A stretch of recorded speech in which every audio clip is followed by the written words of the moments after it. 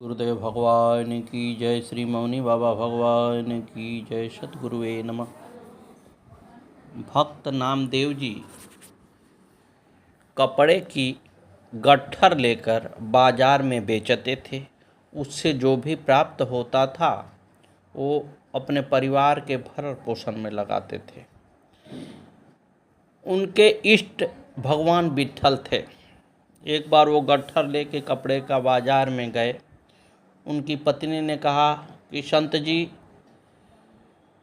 घर पर खाने के लिए कुछ भी नहीं है।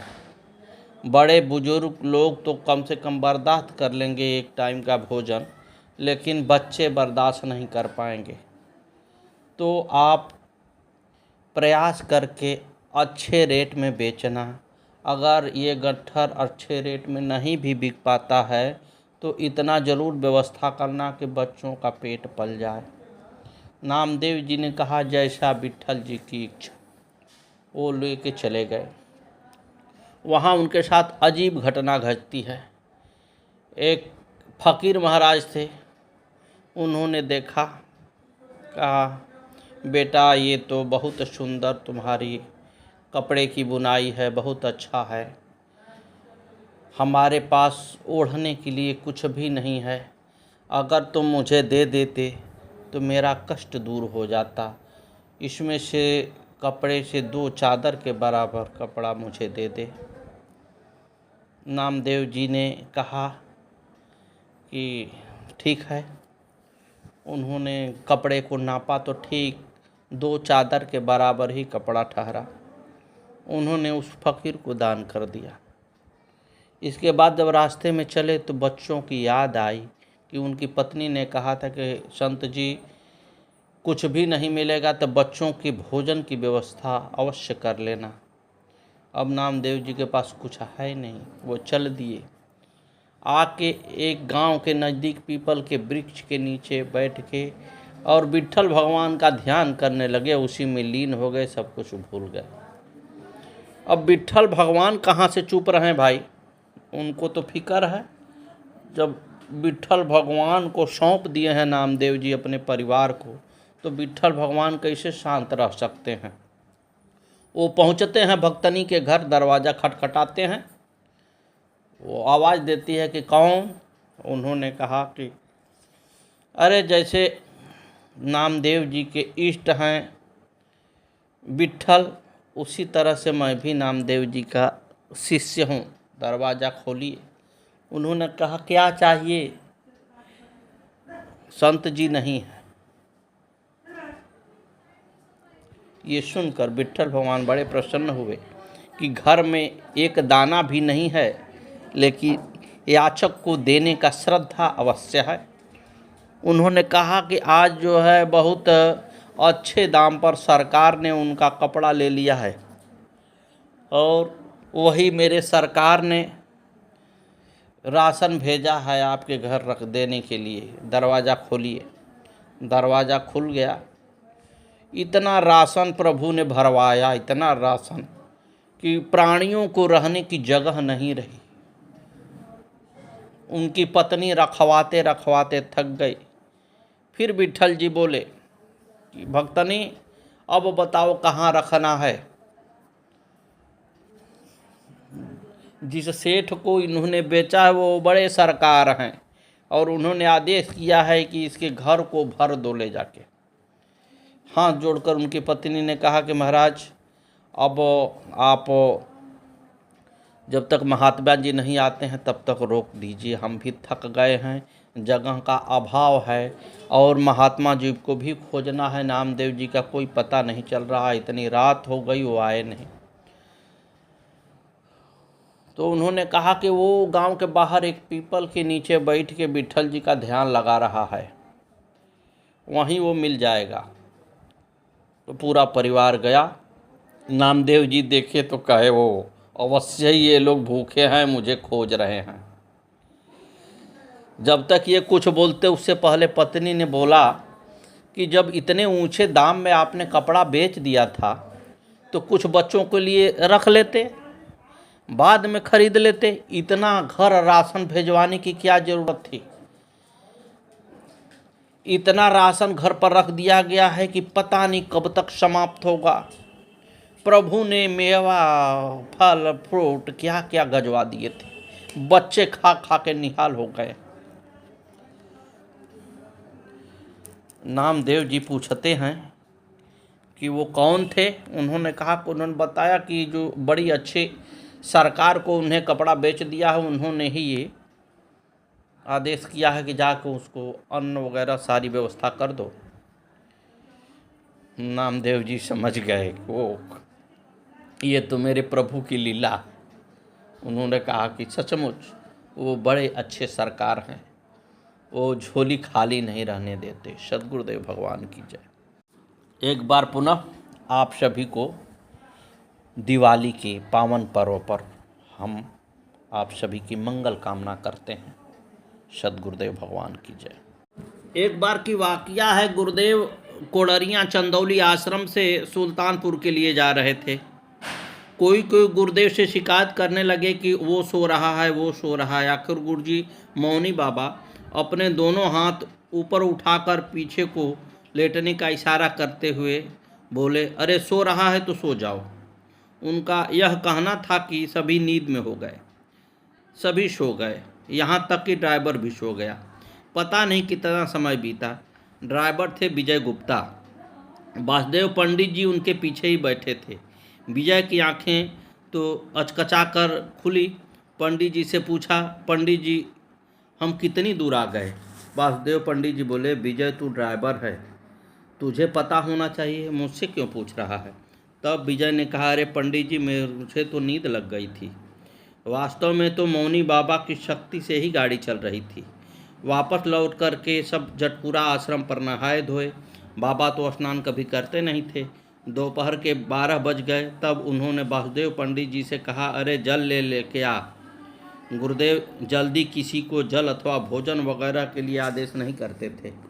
पंडित जी ने उनके आदेश को अपना बड़ा सौभाग्य माना और जल लेकर आ गए। गुरुदेव ने यह जल ग्रहण किया, पिया तो मौनी बाबा ने, पर हृदय तृप्त शीतल हुआ वासुदेव पंडित जी का। फिर ये सब यात्रा को पूर्ण करते हुए उस समय गुरुदेव के निवास स्थान रघुवीर मास्टर जी की कुटी पर लौट आए।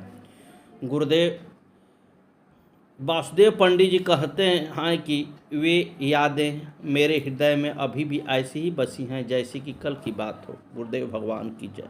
नारद जी कहने लगे, हे देव, सभी धार्मिक कर्मों में हवि प्रदान करने के समय स्वाहा देवी और श्रद्धा देवी कर्म में श्रद्धा देवी और अज्ञादि कर्मों में दक्षिणा देवी सर्वश्रेष्ठ हैं। कृपा करके आप इनके पावन चरित्र का श्रवण कराएं। श्री नारायण कहने लगे, हे नारद, ब्राह्मण और क्षत्रिय आदि वर्ण के लोग देवताओं को जो भक्तिपूर्वक हवि दान करते थे, उस हवि को देवता ग्रहण नहीं कर पाते। इसी कारण सभी देवता ब्रह्मा जी के पास गए और उनसे अपने आहार के अभाव की बात बताई।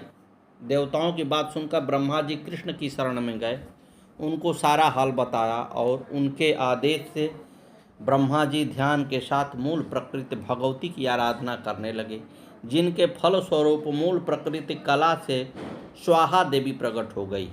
वे अलौकिक सुंदरता वाली स्वाहा देवी ब्रह्मा से बोली, हे पद्मयोनि वरदान मांगो। ब्रह्मा जी कहने लगे, हे अम्बे, आप अग्निदेव की श्री रूपिणी गृह स्वामिनी बन जाइए, देवता तथा मनुष्यों के लिए पूजनीय हो जाइए। स्वाहा देवी बोली, पहले मैं श्री कृष्ण का प्रेम पूर्वक ध्यान करके यजन करूंगी। ऐसा कहकर विष्णु की आज्ञा से तप करने को चली गई। वहां पर एक पैर से खड़े होकर के 1 लाख वर्ष तक कठिन तप किया। भगवान तपस्या से प्रसन्न होकर कहने लगे, हे देवी, मैं तुम्हारी तपस्या से प्रसन्न हूँ।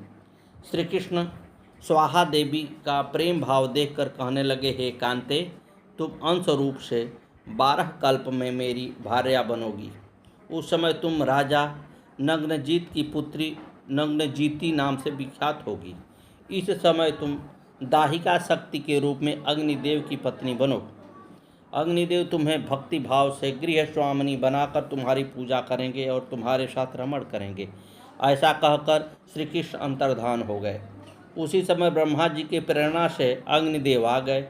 उन्होंने विधि पूर्वक पूजन करके मंत्रोच्चारण पूर्वक स्वाहा से पाणी ग्रहण किया। फिर भगवती स्वाहा के साथ दिव्य 100 वर्ष तक रमण करते रहे। उस स्वाहा देवी ने गर्भ धारण किया। उस गर्भ को दिव्य 12 वर्ष तक धारण किया। फिर 3 पुत्र, एक दक्षिणाग्नि, दूसरा गाह्यपताग्नि, तीसरा आह्वनीय याग्नि का जन्म दिया। भगवती स्वाहा वेदांग मंत्रों से संपन्न सिद्धि स्वरूपिणी, मनुष्यों को सिद्धि तथा कर्म फल देने वाली तथा कल्याणमयी हैं। ऐसे ध्यान मूल मंत्र ओम ह्रीं श्रीं बहिजायाय स्वाहा से भगवती की पूजा फलदायी होती है। हवि बोले, वही बोले स्वाहा, वही प्रिया, वही जाया, संतोषकारिणे शक्ति क्रिया, कालदात्री, परिपाककरी, ध्रुवा, मनुष्यों की गति दाहिका, दहन क्षमा, संसार सार रूपा, घोर संसार तारिणी, देव जीवन रूपा और देव पोषण कारिणी, ये 16 नाम भगवती स्वाहा के हैं। जो मनुष्य इनका भक्तिपूर्वक पाठ करता है वह इस लोक तथा परलोक में संपूर्ण सिद्धियां प्राप्त कर लेता है। उसका कोई कर्म अपूर्ण नहीं रहता। समस्त कर्म उत्तम फलदायी होते हैं। पुत्रहीन व्यक्ति पुत्रवान हो जाता है तथा भार्याहीन व्यक्ति पत्नी को प्राप्त कर लेता है और रंभा तुल्य अपनी उस भार्या को प्राप्त करके वह सुख भोगता है। श्री नारायण बोले, हे नारद, जगत का विधान करने वाले ब्रह्मा ने सृष्टि के आरंभ में 4 मूर्तिमान तथा 3 तेजः स्वरूप पितरों का सृजन किया तथा उनका श्राद्ध तर्पण पूर्वक उनका आहार भी सृजित किया। स्नान, तर्पण, श्राद्ध, देव पूजन तथा त्रिकाल संध्या ये ब्राह्मणों के अहिक कर्म श्रुति में प्रसिद्ध हैं। ब्रह्मा जी ऐसा विधान करके चले गए, लेकिन ब्राह्मण आदि जो श्राद्धि पदार्थ अर्पण करते थे उसको पितर ग्रहण नहीं कर पाते थे। तब उदास मन वाले पितर ब्रह्मा जी के पास जाकर अपनी व्यथा बताने लगे।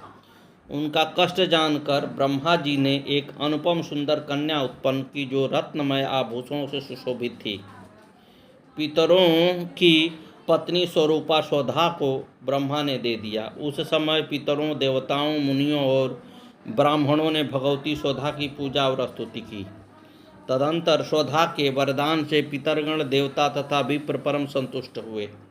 भक्ति भाव से जो भगवती की आराधना करता है, ध्यान कर, कलश पर आह्वान कर, मूल मंत्र ओम ह्रीं श्रीं क्रीं स्वधा दिव्य स्वाहा से पाद्य आदि क्रिया कर, प्रणाम कर, संपूर्ण कामना पूर्ण करने वाले इस स्तोत्र के साथ उनकी आराधना करने से सभी मनोरथ पूर्ण होते हैं। स्वधा भगवती का स्तोत्र, जो भक्त इस स्तोत्र का पठन पाठन श्रवण उनसे मानो सभी तीर्थों से स्नान कर लिया और वह संपूर्ण फल प्राप्त कर लेता है।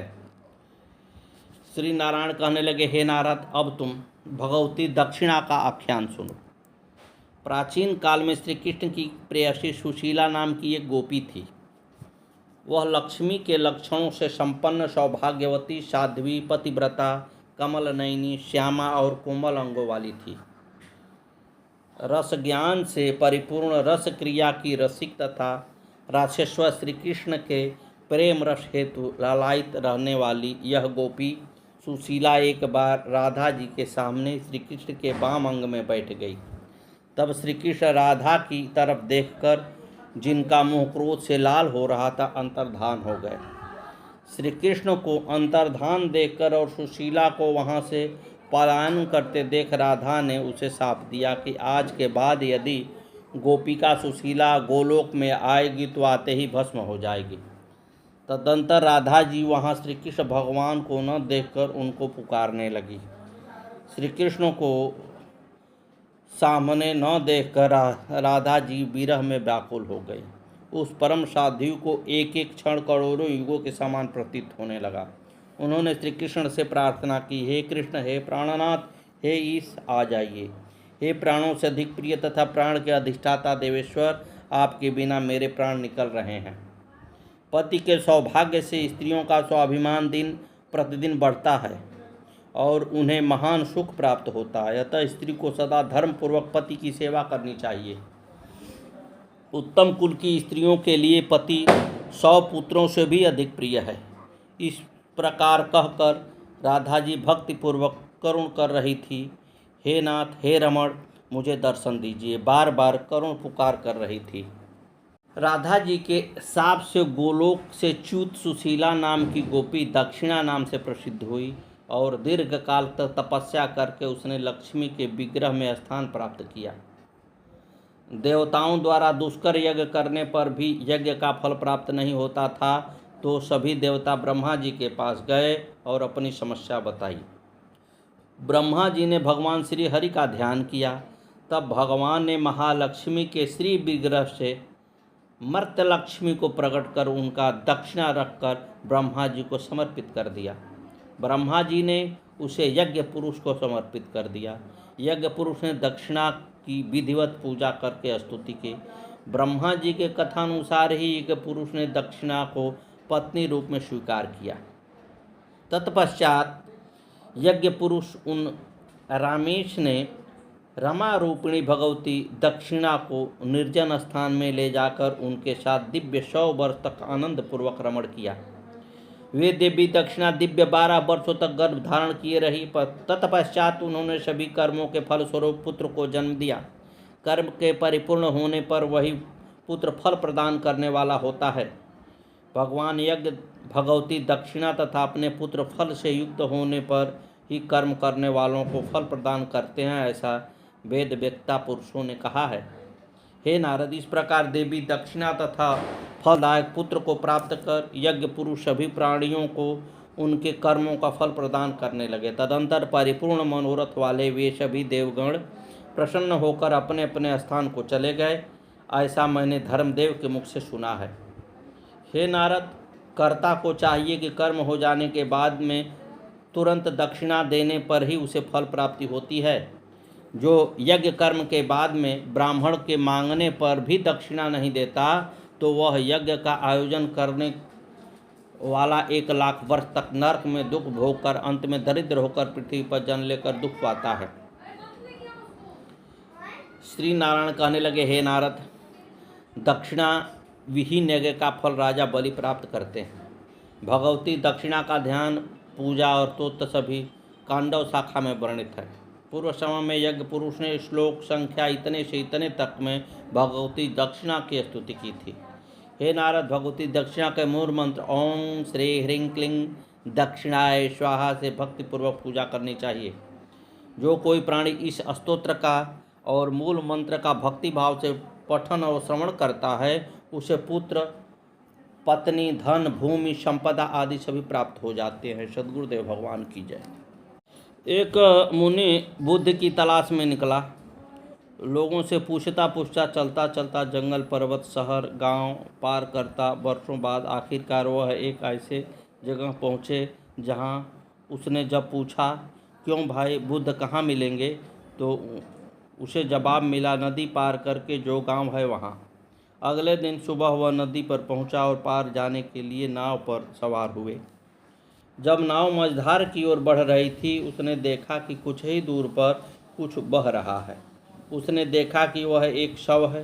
कुछ ही क्षणों में वह शव नाव और करीब आ गया। मुनि उसे पहचान गए। वह उसका अपना ही शव था। वह बुरी तरह विचलित हो गए। उसका अपने दिलो दिमाग पर जरा भी काबू नहीं रहा।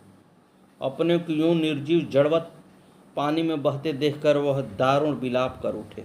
उनका शरीर लहरों में उठता गिरता प्रवाह के साथ साथ बहता चला जा रहा था। उस क्षण से उनकी मुक्ति का प्रारंभ हो गया रास्ता। एक बार की घटना है।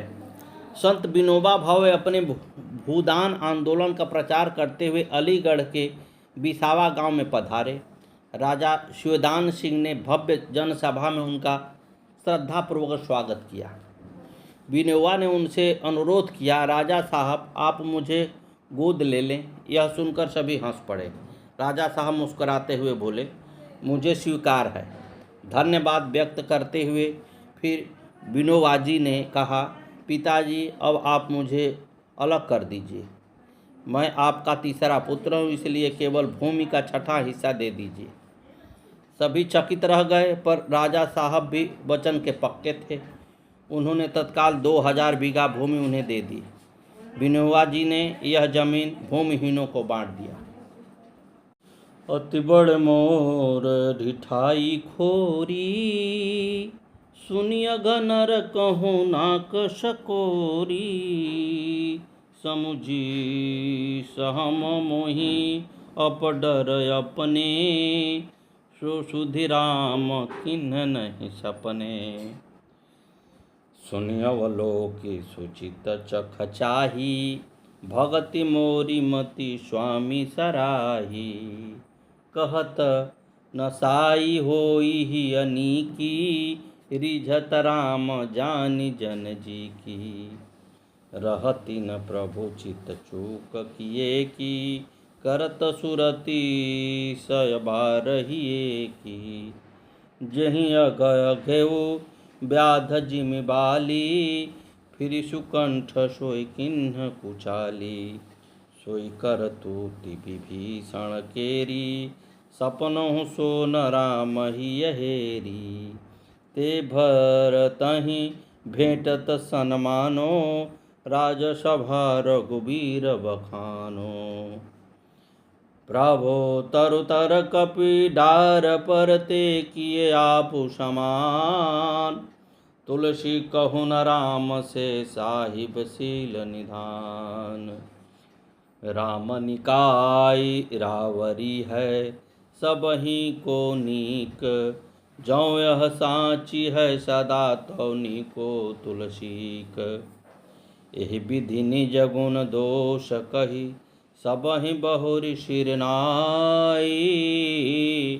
बरनउँ रघुबर बिसद जसु, सुनि कलि कलुष नसाई। जागवलिक जो कथा सुहाई, भरद्वाज मुनि बरहि सुनाई।